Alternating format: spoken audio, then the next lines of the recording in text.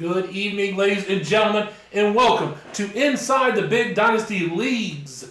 We're going to be covering both the BDL and the ADL this year. With me, as always, is the Commissioner, Clyde Randall Waters.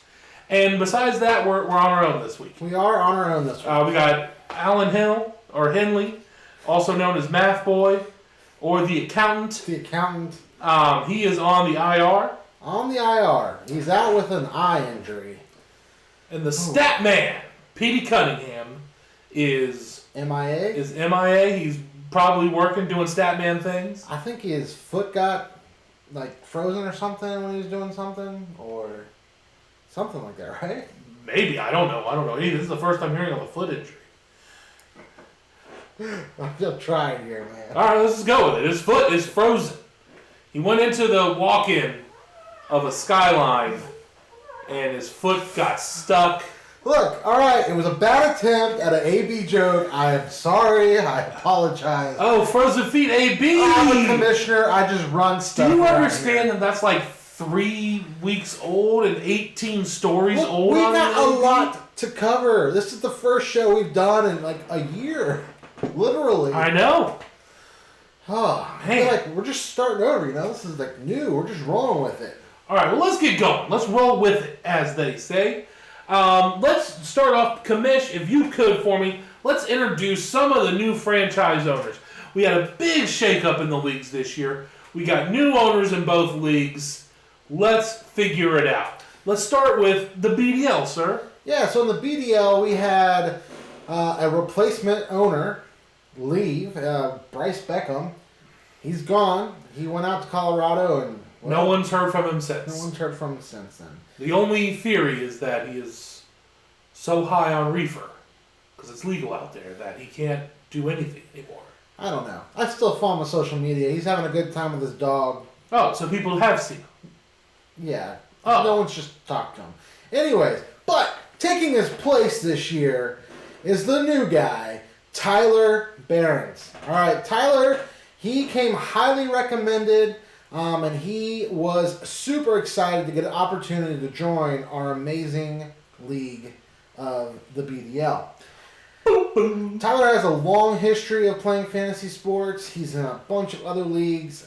Him and Petey go compete in this one super league. It's 12 leagues together. Wow, it's crazy. I don't know. Anyways, he plays a lot of fantasy football. He kind of knows what he's talking about. But watch out, he's a UK fan. He lives in Kentucky, and that just kind of ruins anything he really had going for him.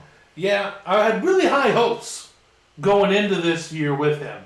And then all of a sudden, boom, this is the draft. Exactly. His first draft. He talks about how committed he is in his application. Right. Misses it. And then drafts by proxy, what I think could end up being a pretty terrible team. Well, one would think that, but we'll get into that later. They actually looked kind of good this week. All right. And that's the only new person in the BDL, that's correct? The only change in the BDL. Let's move on to the ADL. That one, I believe, had more of a shakeup. That's right. In the American Dynasty League, there were 4 franchises that changed over. Yes. 4. 4. So, 1, 2, 3. we're going to break this down. We had one guy decide to leave. He just, he was in there for 2 seasons, wasn't feeling it. Lost in the championship game last year. Couldn't come back from that type of crushing defeat. And decided he was out. So we brought in some fresh blood to take that spot. But then we saw this as an opportunity. Because we had this dream a long time ago. You remember that, Mike? I do. A long time ago when we said, you know what? The BDL is too good to just be one league. It needs to be more than one league. Oh, that dream. That dream. I'm sorry. I was thinking of this thing with Scarlett Johansson and Kate Beckinsale. It was the whole thing. I'm not a part of that dream. No. It's just me and them. Okay. Anyways, so the dream was to expand, to share the love, to have a sister league to the BDL, and out of that came the American Dynasty League, the ADL. But to get that up and running, we needed some people who knew what they were doing to help that happen. So myself, Mike, and the accountant, Alan Henley, all started up franchises in the ADL to help get that going. Well, it's hard for us to run franchises in each of these leagues if we ever want to do any cross-league things or really kind of grow into some spirited competition between them. Kind of unfair advantage for me to have two teams, right? Especially as a league champion. Exactly. Anyways, so myself, Alan, and Mike have all withdrawn from our magnificent teams. Our magnificent teams. So much better than my BDL. Anyways, you guys know the story. Brought them some new owners. Let's go through them real quick. Taking over my team is Don. He comes from Columbus. He's going to UC. He's a sophomore at UC. He's played a little bit of fantasy football. The one other league I'm aware he's been in is a house league, the Box Combo League down in Clifton, where he lost last year, and as a punishment, went to eat B-dubs in a dress and had to do the Blazing Challenge. Not sure how he got into this league, but he's in. He's excited. He is a Browns fan, but we don't discriminate. He's taking over my team. He did well in the draft. He came in with a plan. He was in. He was out. Good stuff. I'm excited that Don is a part of the league. Then let's see here. Taking over Allen's team, which is the championship team in the ADL from last year, is Hayden Horner. Do you know his father was a home builder? A home builder. His father built homes in a previous career than what he's doing now. And if you ever meet Hayden, he'll tell you about it. Anyways, in the midst of this crazy time in Hayden's life, because he gets married in like 4 days. Talk about a wedding gift. Whew. This team is the only gift Alan needs to give him. That is a fact. Anyways, Hayden's gone in full-fledged this year into fantasy sports, and he's excited to be part of the ADL. Let's see here. Then we have Jackson coming in. Jackson is a friend of mine. He does Young Life stuff with me at Taylor. He goes to UC, and he loves college sports. He's a big fan of Clemson. He's a young kid. He's just a fan of whoever's been winning recently. That's what I'm saying. He does root for the Bearcats occasionally, I think. He's a people pleaser. Ooh. I'm going to go ahead and say it. Anyways. He might do a draft with you just because he thinks you'll like him more. Jackson seems knowledgeable. He's got some experience playing fantasy sports. Did well in the draft, and I think he's poised to make a good run this year in the ADL. And last but not least is PJ. PJ graduated from the University of Cincinnati, and he was a rally cat with our own, the accountant, Alan Henley. Old number 4. That's right, ladies and gentlemen. Alan is the number 4 best Bearcat fan there ever was. Previously. And is to come. It's not as official this year. That's true. But him and PJ became good friends by cheering on the Bearcats, and he's brought that spirit to the ADL, taking over a franchise. And I think your franchise. He has my franchise, a very good one. And then he had tons of Debbie picks that I did a magnificent trade for. And then he picked all American Athletic Conference players. Except for one. Except for one. So we'll see how that goes. Power 6. That's enough of that. We got new people in the league. We spent too much time on that. I'm sorry. Welcome to the league, everybody.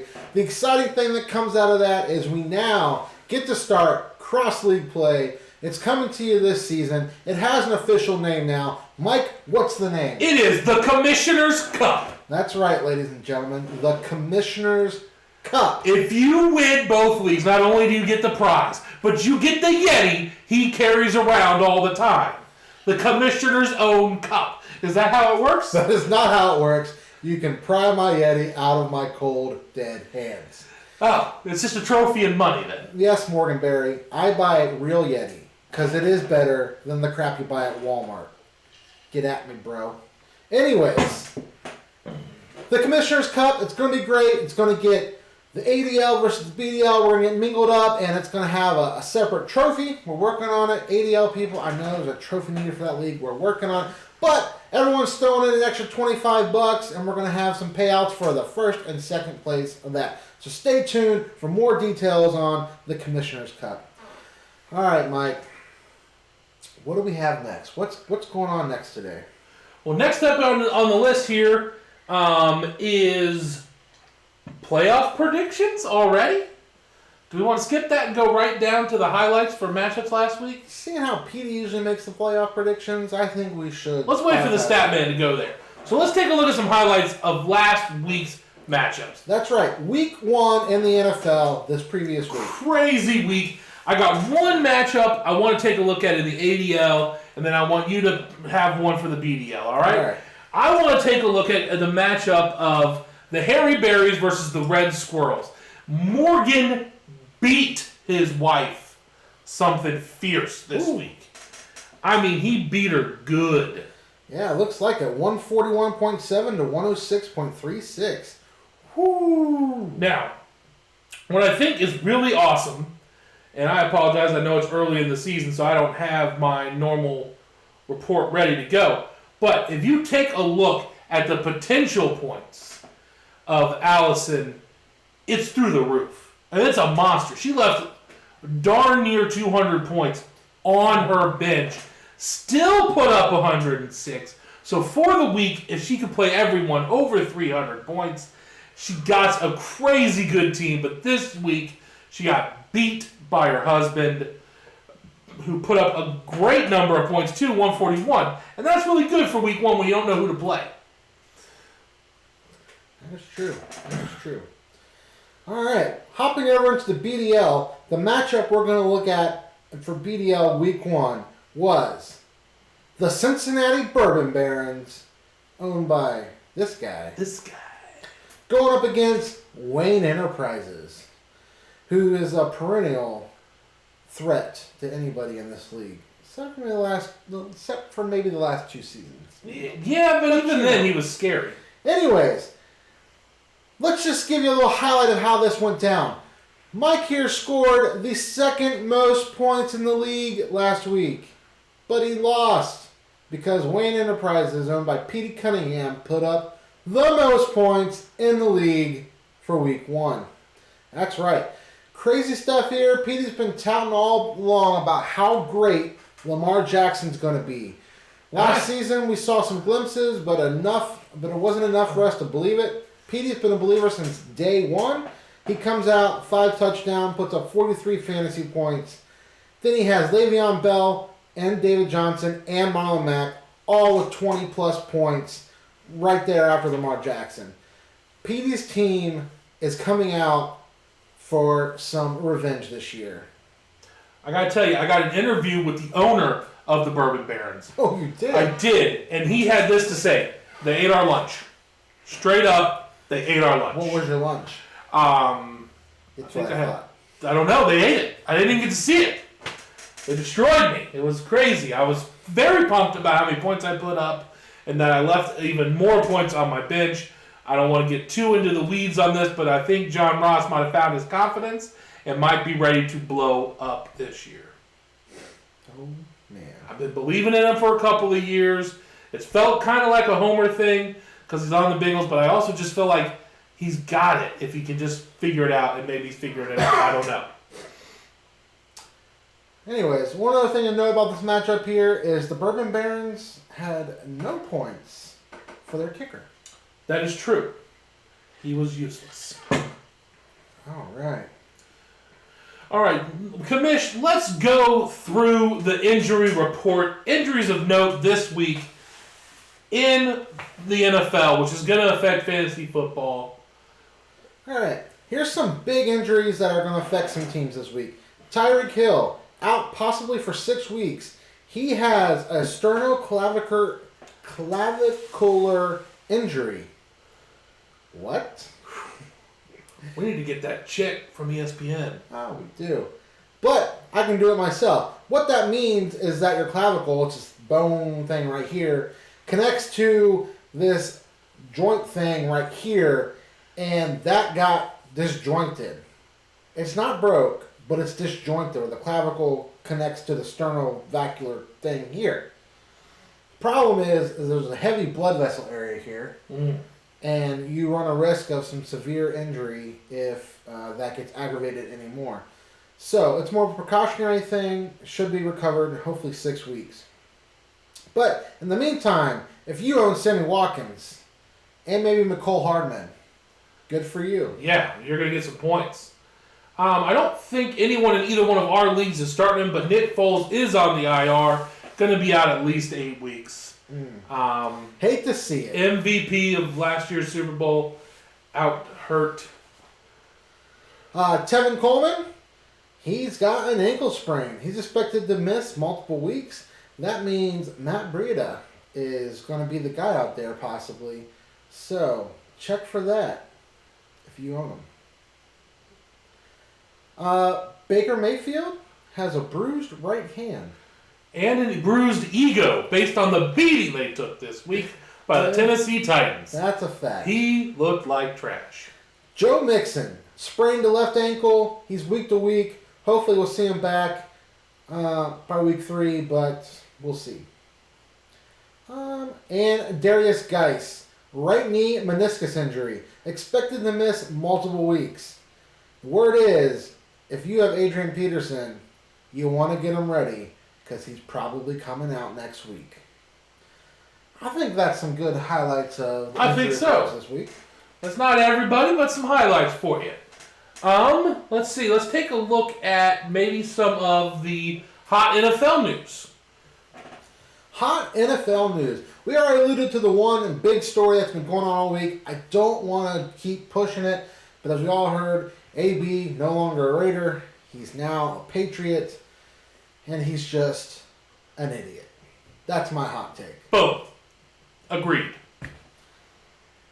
With that, I don't know how fantasy relevant he is these days, but he used to be quite a bit. Demaryius Thomas is off to the New York Jets to make room for AB at the Patriots. So that might be something to keep an eye out for. Possibly. As one person put it, you can trade corpses in the NFL. That's what I heard on the Slack channel. Anyways, but another little tidbit here for you. Dak Prescott, great game this week down there for Dallas. Dak Prescott became just the second Cowboy quarterback in franchise history to have a perfect quarterback rating of 158.3 in a regular season game. Wow. Don't think anyone really saw that coming. Don't know if it's going to be what's up going forward, but it happened. Good for you, Dak. Good for you if you started Dak Prescott this week. All right, Mike, I think we should dive into a look at the MVPs of the week. MVPs of the week. That's right. We're going to break down and we're going to tell you the best player based on points scored by position within our leagues. All right, we got the number one scorer this week. Guess who? Lamar Jackson. 43.46 points. Man, did he eat lunch. So the question is the hype real? Is this here to stay? Is this a new Ravens team under Lamar Jackson? Or is Miami just that bad and Jackson may not see the end of the season? I don't know. It's hard to say. I'm not sold. It does scare me, though, to think the Bengals may have to play a team with that high-powered offense twice. But it's the Ravens, so who knows? Next up, we got Christian McCaffrey with 42.9 points. Biggest mistake I've ever made in fantasy football. That's right. Right back from where he was last season. And shows again that he's probably the only quality offensive player that the Carolina Panthers have to put on the field. No one else has shown up for that team yet. You got some great, plausible wide receivers down there, but they can't seem to be found. That's probably because Cam Newton is either lost it or he's more injured than he's letting on. I don't know. But Christian McCaffrey picking up right where he left off as top scorer in the running back position. Then we got Sammy Watkins, wide receiver, with 46.8 points. Yeah. He is healthy, and he is in a prime spot now with Tyreek out on injury. But, Mike, does Sammy Watkins last like this all season? I don't think so. Is this the real deal? Question is, what do you think Sammy's going to be by week 8? I think by week 8, Tyreek Hill's back, and he's just back to Sammy Watkins. Back to Sammy Watkins, and he's tired. We'll see. Who knows? Next up, we got Evan Ingram, tight end position, 28.6 points. Whew. Evan Ingram, tight end for the New York Giants. Probably the only buddy they got to catch the ball right now since they lost Odell Beckham Jr. And who's throwing the ball to him this past week? Eli Manning. The man himself was out there slinging the ball to Evan Ingram again. So the question is, Eli Manning, does he still have it? I don't know. They got that new guy in there. Eli Manning Jr.? Well, it does look like that, doesn't it? No, Daniel Jones, who did get in the game with like a minute 46 left, and he completed 2 or 3 passes for 17 yards and then fumbled the ball on a scramble. So, he's a rookie. We'll see what happens. But I think Evan Ingram is on the Eli Manning train as it is right now because he's getting fed. In our kicker position here, we have Harrison Butker with 17 points. What you got to say on this one? Kicker's going to kick? Kicker's going to kick.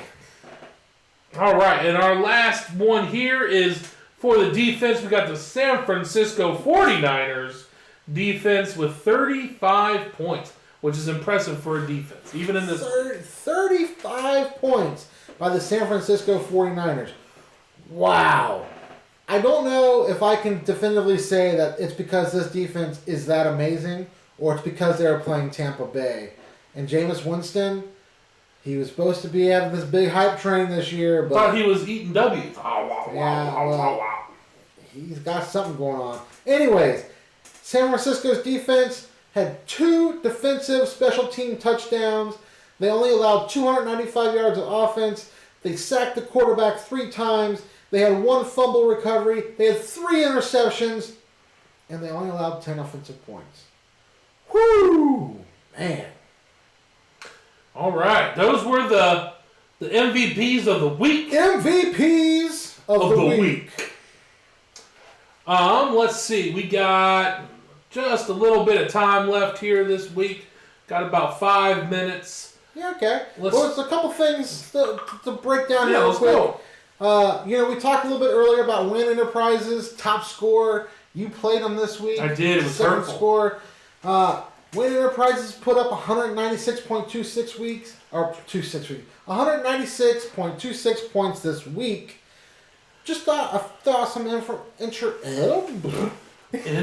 information. Want me to take over here? Interesting information. And that's only the 17th highest score in the BDL history. However, it is the 2nd highest score ever put up for a first week game, coming in second only to Milos Pandas who had 226 points last season. Los Pandas Desnudos. Then in the ADL, there were high scores flying all over the place week 1 this week. However, None of them were enough to be the best scores for week 1 or even crack the top 25 overall for high scores in the ADL. But congratulations to Rip Flash Gordon for putting up 163.9 points. Also to Paper Straws, Save the Sea Turtles, for 161.62 points. Paper straws are a scam. And to the Mixon administration, putting up 160.3 points. You know what, Mike? We made history this week. Whoa! In the big Dynasty leagues. That's what I'm talking about. History. I'm excited. What is it?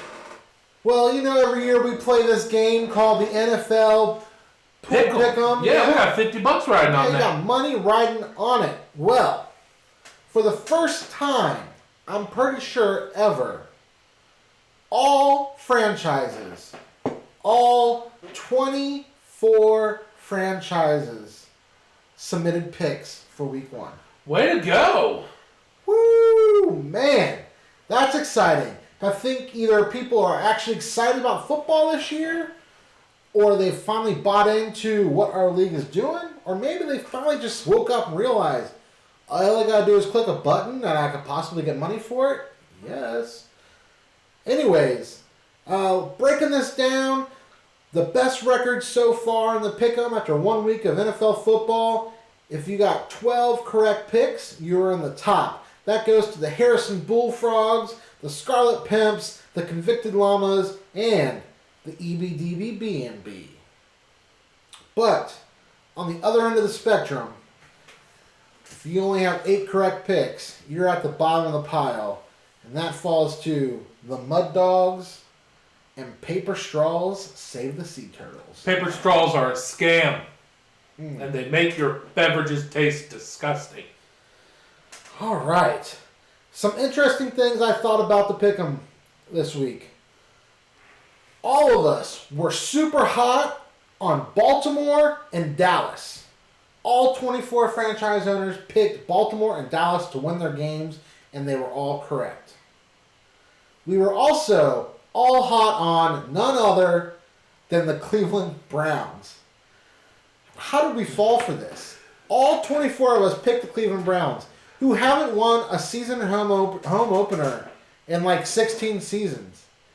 Which is almost as long as Jackson's been alive. Oh, seriously. And we all picked them. Talk about falling for the hype train. Talk about letting us down, Cleveland. Because that is a loss. Well, that's a wrong, incorrect pick for all 24 of us. Which, if you think about it, though, it's like it didn't happen then. Yeah. Kind of like it didn't happen. All right. We almost all went ham on the New England Patriots. Except for one team. And I'm going to say that him not picking the New England Patriots is because he's been busy on a honeymoon this week. Get off me? Get off me! Get off me! That's right. Get Hoffman picked Pittsburgh over New England, and he was wrong and ruined the perfect pick for New England for the league. Doesn't mean anything. I just like the stats. It's fun. We have fun with it. I like it. All right. Next week, ladies and gentlemen, we're going to wrap it up here. We're going to try and be a hard 30 this year for these videos. So next week is a doubleheader week, interdivision play. Take extra care to set your lineup because you're playing 2 people this week. That's right. You can go from 0-3 if you're not careful. Well, that is if you've already lost the game. That's true. Or 3-0 if you want. You could be 2-1, 1-2. There's all sorts of combinations. You could be 1-1-1. The possibilities are endless. Except there's an end. But unfortunately, our quants aren't here. We're missing the stat man and the accountant. Quants. Anyway, ladies and gentlemen, set your lineups. Get your picks in for the pool picks. NFL Pick'em, we got money on it. Fantasy pool picks for pride. Get your picks in. Stay safe out there. If you get hungry, eat something. Goodbye. Bye. Let me ask you a question. When you're at work, do you